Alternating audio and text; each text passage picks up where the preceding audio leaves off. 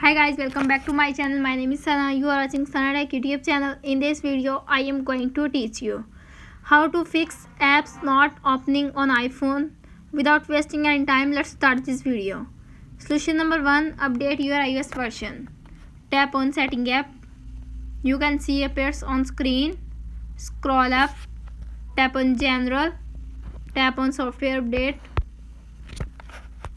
If update is pending, download and install the update and problem is fixed. If solution number 1 is not working, now applying the solution number 2. Solution number 2 is check the app update. Tap on App Store. Tap on profile icon and on the top right corner, check the app updates.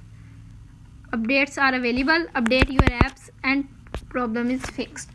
If solution number 2 is not working, now applying the solution number 3. Solution number 3 is reset network setting. Tap on Setting app. You can see appears on screen. Scroll up. Tap on General. Scroll up. Tap on Transfer Reset iPhone. Tap on Reset setting. Tap on Reset network settings. Enter your iPhone passcode. You can see appears on screen. Reset network settings. This will delete all network settings, returning them to factory defaults. Tap on Reset network settings to confirm the rejection and problem is fixed.